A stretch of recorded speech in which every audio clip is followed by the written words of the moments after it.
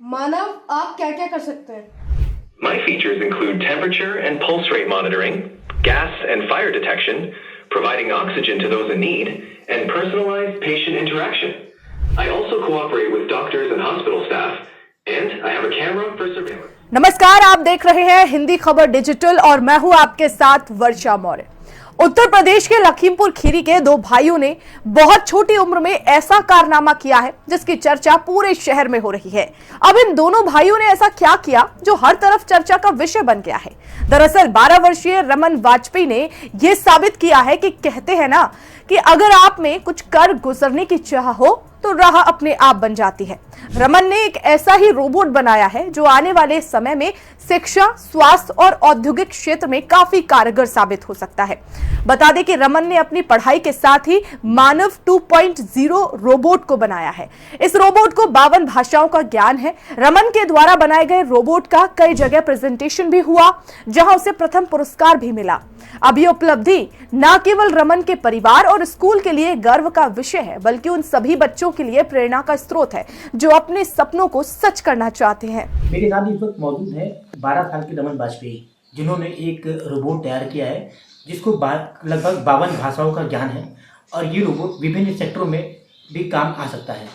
हम रमन से पूछते हैं कि ये किस तरह से, जैसे मेडिकल हो या शॉपिंग मॉल हो या सिक्योरिटी पर्पज से, किस तरह से काम आ सकता है। रमन जी, आप इसके कुछ फीचर्स बताइए, वो किस तरह से ये काम आ सकता है और कहाँ कहाँ इसका प्रयोग हो सकता है। जैसे कि हम लोग देखते हैं कि हॉस्पिटल में कई लोग ड्रिंक करके पहुंच जाते हैं और डॉक्टरों से या फिर जो हॉस्पिटल के स्टाफ होते हैं उनसे ज़ोर ज़बरदस्ती करते हैं। तो उसको रोकने के लिए सबसे जो इसका पहला फीचर है कि पहली बात उन लोगों को अंदर एंट्री नहीं देगा ये, और अगर वो लोग ज़बरदस्ती करने की कोशिश करते हैं तो ये ऑटोमेटिकली जो हम लोग का रिसेप्शन होता है और जो वहाँ के सिक्योरिटी सिस्टम्स होते हैं उनको अलर्ट करके अलार्म बज जाएगा। और जैसे जो हम लोग के सेंसर्स होते हैं बिल्डिंग्स में जो कि ऊपर प्लेस होते हैं वॉल पे, उनमें क्या दिक्कत रहती है कि वो जैसे छोटा सा भी स्मोक होता है, जैसे कहीं पे साइड में कोई स्मोक कर रहा है तो उसको डिटेक्ट नहीं कर पाते हैं, लेकिन ये जो है ये हर जगह अपना सर्विलांस करते करते कहीं पे भी स्मोक हो रहा होगा तो उसको भी डिटेक्ट कर सकता है। तीसरा फीचर, इसमें हम लोगों ने ईसीजी इंटीग्रेट किया है। ईसीजी जो कि हम लोग के हार्ट की इम्पल्सेस जो होती हैं, इम्पल्सेस जनरेट होती हैं, उनको मॉनिटर करके उसकी हेल्थ डिटेल्स को एनालाइज कर सकता है। और इसमें ब्लड प्रेशर मॉनिटरिंग है। ब्लड प्रेशर मॉनिटरिंग से ये जो पेशेंट होता है उसका ब्लड प्रेशर, पल्स रेट, उसकी ईसीजी, इन सबको एनालाइज करके उनका एक हेल्थ रिपोर्ट बना के डॉक्टर को सेंड कर देता है, जिससे जो डॉक्टर होता है उसको बहुत आसानी होती है उसकी जो डिसीज़ होती है उसको डायग्नोज करने में, और उसी तरीके से वो दवाई दे सकता है। इससे जो हम लोग के हॉस्पिटल में रश होता है, बहुत ही भीड़ भाड़ होती है, उनको भी कम किया जा सकता है, और जो इसकी लागत है वो भी बहुत कम है।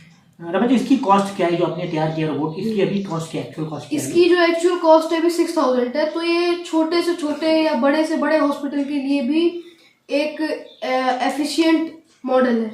इसकी कवरिंग एरिया कितने एरिया में को कवर कर सकता है? ये 10 मीटर्स तक सर्विलांस कर सकता है, और जैसे कि इसका जो कैमरा है वो 20 मीटर्स तक देख सकता है। वाइड एंगल कैमरा है जो कि 360 मूवमेंट के साथ है। वाजपेयी जी हैं जिन्होंने महज 12 साल की उम्र में एक ऐसा रोबोट तैयार किया है जो हमारे आने वाले समय में मेडिकल में, सिक्योरिटी में, सैनिकों के साथ में या किसी रेस्टोरेंट में इस तरह से काम, एक बहुत ही काम आ सकते हैं। लखीमपुर खीरी से हिंदी खबर के लिए शिवम वाजपेयी। तो वहीं रमन की मौसी के बेटे यानी उनके मौसेरे भाई अनादि, जो कि जूनियर केजी का छात्र है, उसने एक किताब लिखी जिसका नाम है एक वैज्ञानिक की यात्रा। ये कहानी एक विशेष बच्चे के वैज्ञानिक बनने के सपने पर आधारित है।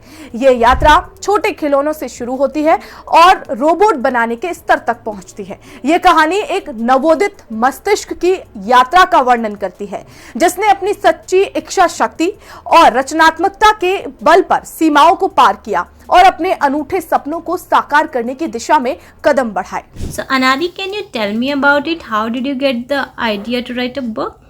Because I love reading books, and whenever I go to the market, I always buy a book for myself, and also I get a library book on every Friday from my school. So my mom said that now I should write my own thoughts because I already have an idea to write a book. Very good.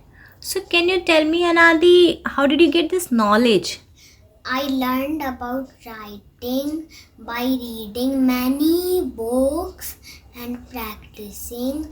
My mother teaches me about formation of sentences, all those things. So this is how I learned. Wow, very good.